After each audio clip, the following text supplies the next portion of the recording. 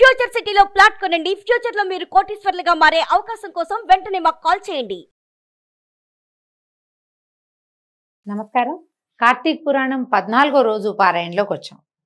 వశిష్ఠ మహాముని చెప్తున్నారు, వృషోత్సర్జనం అంటే అచ్చు వేసి ఆంబోతుని విడిచిపెట్టడం. పూర్వం బాగా విశేషంగా చేసేవారండి. ఊళ్ళల్లో ఆంబోతులు స్వేచ్ఛగా తిరిగేవి. నాకు ఊహ వచ్చే నాటికి కూడా నాకు తెలుసు. అట్లా కొన్ని కథల్లో కూడా కనపడేది. ఆంబోతు వస్తే అందరూ అంటే ఆ ఆంబోతు ఎక్కడ ఏమి ఆహారం తీసుకున్నా ఎవ్వరూ కాదనే వాళ్ళు కాదు. నీళ్ల కోసం వస్తుంటే ఎవరైనా సరే ఇంట్లో నుంచి నీళ్లు తెచ్చిపెట్టి ఆంబోతుని సేవించేవాళ్ళు, స్వామివారి స్వరూపంగా భావించేవాళ్ళు అనమాట. కొన్ని ఊళ్ళల్లో మా వైపు అయితేమో ఆంబోతుని వెంకటేశ్వర స్వామి అంటారు, కొన్ని ఊళ్ళల్లో పరమశివుడు అంటారు. అలా మన ప్రాంతపు ఆచారాన్ని బట్టి కానీ చాలా విశేషంగా చేసేవాళ్ళు. ఇప్పుడు విధానాలు మారిపోయినాయి. కేవలం ఇవి మనం పురాణాల్లోనే చూస్తాం. అందుకని ఇప్పుడు ఏం చేస్తున్నాము, కొన్ని దేవాలయాల కోడల్ని సమర్పించడం లాంటిది క్రియ నడుస్తూ ఉంటుంది. అలాంటి చోట సంతానం కలిగితే కోడల్ని సమర్పిస్తారు, వ్యవసాయం బాగుంటే కోడల్ని సమర్పిస్తారు, మొక్కులుగా మొక్కుకుంటారు. ఇంట్లో ఒక సంతానం కలిగిందంటే ఇక సమర్పించటమే అన్నమాట. చూద్దాం చూడండి ఎట్లా చెప్తున్నారు. ఈ ఆబోతికి అచ్చుపోయిట అలాంటిది చేసిన వాడికి జన్మాంతర పాపాలు నశిస్తాయట. కుటుంబం మొత్తం తరిస్తుంది దాంతో.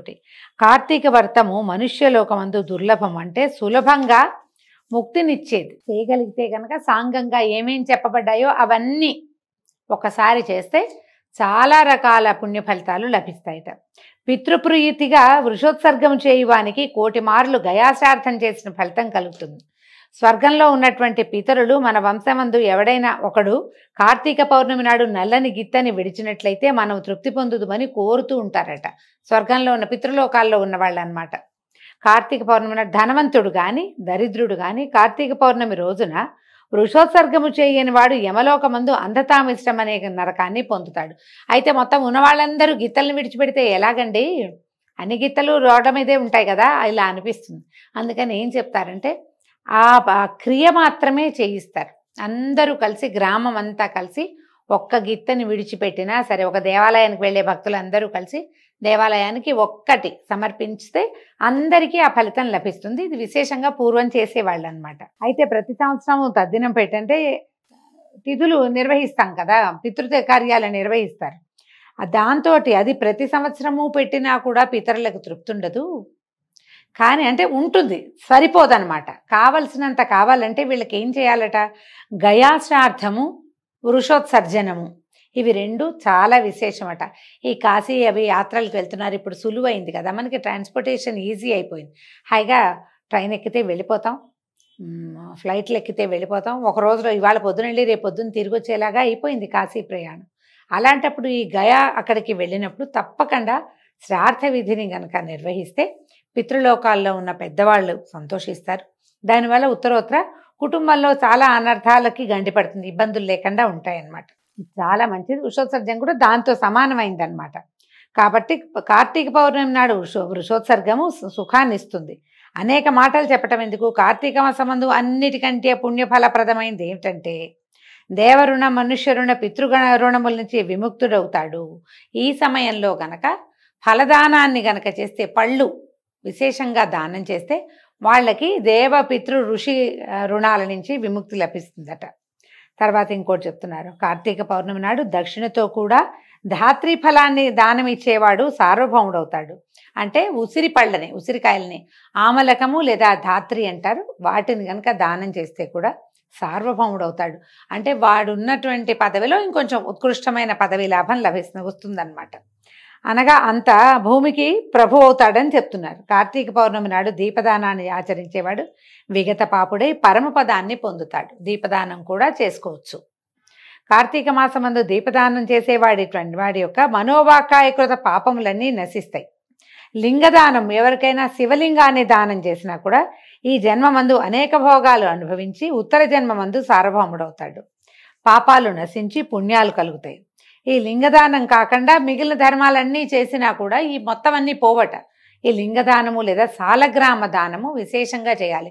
ఇది ప్రత్యక్షంగానే చేయవలసిన పని లేదండి. లింగదానం కానీ సాలగ్రామ దానం కానీ మనం ఆ గురువుగారు ఎవరికైనా మనకి చుట్టుపక్కల ప్రాంతాల్లో దేవాలయాల్లో ఉన్నా లేదా మన గృహానికే కుటుంబానికే అలవాటైన పురోహితులు ఎవరైనా ఉంటే అయ్యా నేను సాలగ్రామ దానం చేసుకుంటా లేదా లింగదానం చేసుకుంటానంటే వాళ్ళే పట్టుకొస్తారు. కొంత వెల ఇచ్చి ఆ లింగాన్ని మనం తీసుకుని తర్వాత మనం వారికే దానం చేయొచ్చు. సులభమైన విధి, ఇది మంచిదన్నమాట.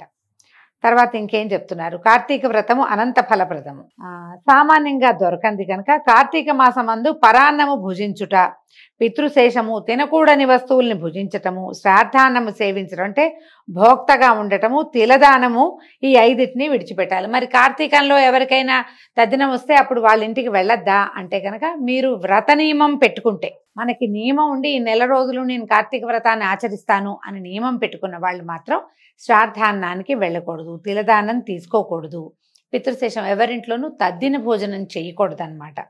తర్వాత అభక్ష భక్షణం అంటే ఉల్లి వెల్లుల్లి తర్వాత మాంసాహార భక్షణము అవి చేయరాదు. అవి కాకుండా ఈ నెలలో కొన్ని తినకూడని వస్తువులుగా వర్జనీయ పదార్థాలుగా చెప్తారు, వాటిని కూడా తినకూడదు. అయితే కార్తీక మాసమందు సంఘాన్నము, శూద్రాన్నము, దేవార్చకుల అన్నము, అపరిశుద్ధాన్నము, కర్మల్ని విడిచిపెట్టిన వాని అన్నము, ఇలా కొన్ని చోట్ల భుజించకూడదు. అంటే నియమం పెట్టుకున్న వాళ్ళు, ఎవరికైతే కార్తీక నియమం ఉంటుందో వాళ్ళు ఖచ్చితంగా తమ ఇంట్లోనే భోజనం చేయాలండి, ఇంతే. ఇక మిగిలినవన్నీ అక్కర్లా, ఎవరింటికి వెళ్ళకూడదు. వెళ్ళినా మనం చూపించి ఏదో పరామర్శకో మంచి మాటకో వెళ్తే వెళ్ళి రావటమే కానీ దేవాలయంలో భుజించవచ్చు ఒకవేళ అలాంటి అవకాశం లభిస్తే, లేకపోతే లేదు. తర్వాత కార్తీక మాసమందు ఏకాదశి నాడు రాత్రింపగలను, వ్యతిపాతము, వైధృతి మొదలైన నిషిద్ధ దినములందు రాత్రిపూట భుజించరాదు. మనం ఇప్పుడు వ్యతిపాత వైధృతులు సాధారణంగా అందరికీ తెలీదు. మనకి ఖచ్చితంగా తెలిసిందేంటి, ఏకాదశి నాడు రాత్రిపూట భోజనం చేయకూడదు. ఆ మాసనక్త వ్రతాన్ని ఆచరించిన వాడు ఏకాదశికి పూర్వోత్తర దినములందు రాత్రి భుజించరాదు. ఇదే ఇప్పుడు ఏకాదశికి ఒక నియమం ఉంటుంది. ఏకాదశి నాడు ఉపవాసం ఉండదలుచుకుంటే కనుక ముందు రోజు రాత్రి అన్నం తినకూడదు.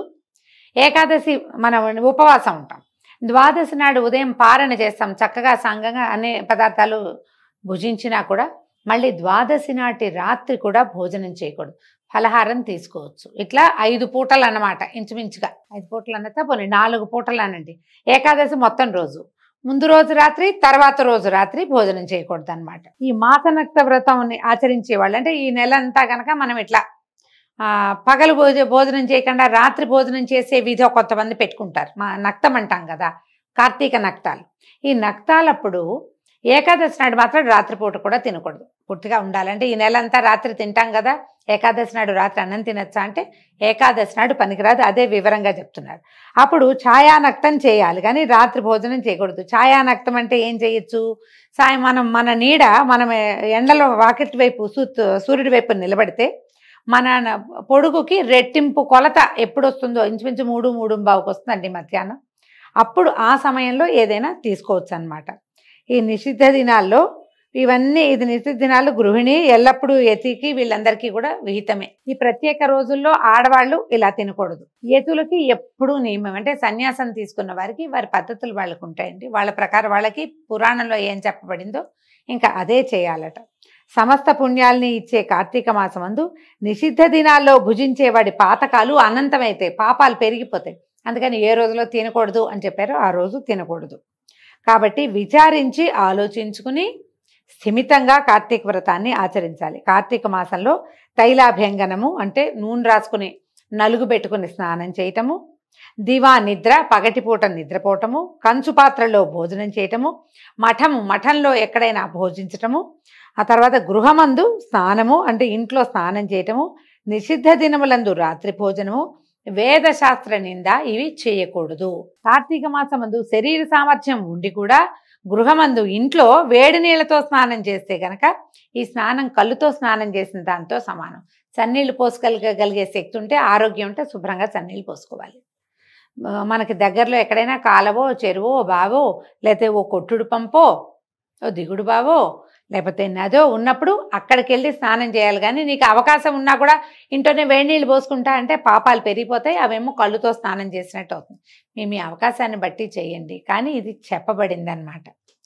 తులయందు రవి ఉండగా కార్తీక మాసమందు నదీ స్నానం ముఖ్యం. తులయందు ఉన్నాడు అంటే అది ఎప్పటిదాకా, ఈ కార్తీకంలో వచ్చేటువంటి సంక్రమణం దాకా, తర్వాత మళ్ళీ రాసి మారిపోతాడు శివుడు. అట్లు నది ఉండని ఎడల తటాకమందు కానీ, కాలవలందు కానీ, బావులందు కానీ స్నానం చేయవలను. తటాక కుల్యములందు గంగా స్నాన సమయంన గంగా ప్రార్థన చేయాలి.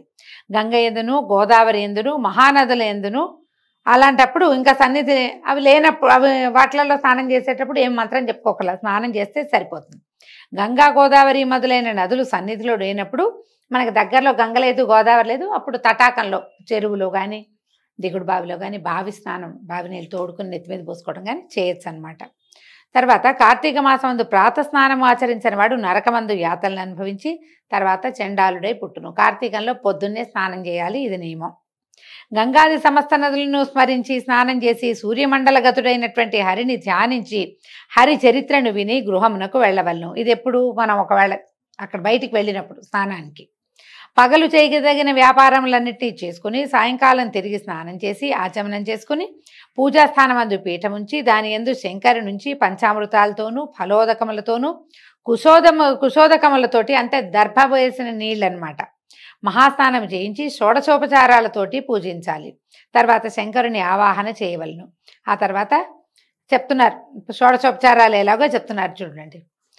వృషధ్వజాయ ధ్యానం సమర్పయామి, గౌరీప్రియాయ పాద్యం సమర్పయామి, లోకేశ్వరాయ అర్ఘ్యం సమర్పయామి, రుద్రాయ ఆచమనీయం సమర్పయామి, గంగాధరాయ స్నానం సమర్పయామి, ఆశాంబరాయ వస్త్రం సమర్పయామి, జగన్నాథాయ ఉపవీతం సమర్పయామి, కపాలధారిణే గంధం సమర్పయామి, ఈశ్వరాయ అక్షతాన్ సమర్పయామి, పూర్ణగుణాత్మనే పుష్పం సమర్పయామి, ధూమ్రాక్షాయ ధూపం సమర్పయామి, తేజోరూపాయ దీపం సమర్పయామి, లోకరక్షకాయ నైవేద్యం సమర్పయామి, లోకసాక్షిణే తాంబూలం సమర్పయామి, భవాయ ప్రదక్షిణం సమర్పయామి, కపాలినే నమస్కారం సమర్పయామి అని 16 ఉపచారాలని చెప్తూ ఈ రకంగా షోడశోపచారాల చేత శంకరుని పూజింపవలెను.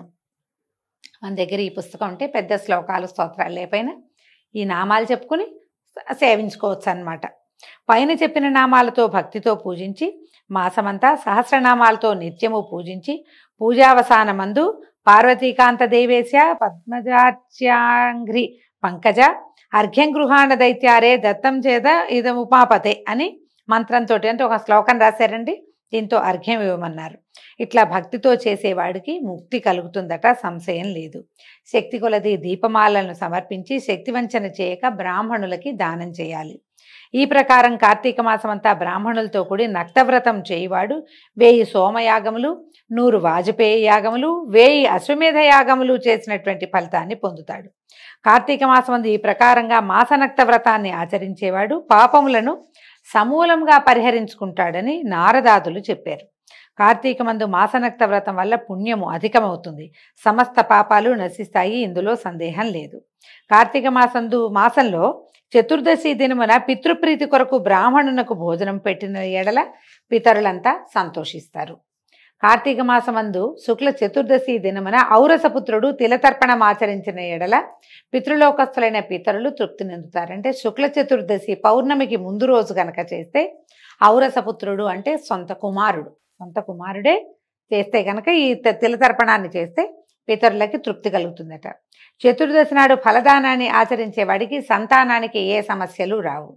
కార్తీక మాసంలో చతుర్దశి నాడు ఉపవాసం చేసి శంకరుని ఆరాధన అయిన తర్వాత తిలలు దానం చేసిన వాడికి కూడా తిలదానాన్ని ఆచరించేవాడు కైలాసానికే ప్రభు అవుతాడు. సమస్త పాపములను పోగొట్టునది, సమస్త పుణ్యములను వృద్ధిపరచునది అయినటువంటి కార్తీక వ్రతాన్ని చేసేవాడు విగత పాపుడై మోక్షాన్ని పొందుతాడు. పవిత్రకరమైన ఈ అధ్యాయాన్ని భక్తితో వినువారు చదువువారు కూడా సమస్త పాతకములకు ప్రాయశ్చిత్తము చేసుకున్న వారు అవుదురు. దీంతో 14వ రోజు పారాయణ పూర్తయిందండి. రేపు ఉదయం 15వ రోజు పారాయణలో కలుసుకుందాము. అవకాశం ఉన్న వాళ్ళందరూ కూడా ఈ 14వ రోజున పితృతృప్తి కోసం ఏదైనా తర్పణాలు విడిచిపెట్టడము, తిలదానాన్ని చేయటము, ఎవరైనా బ్రాహ్మణులకు భోజనం ఇవ్వటము లేదా స్వయం పాకాన్ని ఇవ్వటం లాంటి క్రియలను చేసుకుంటే మంచిది. నమస్కారం.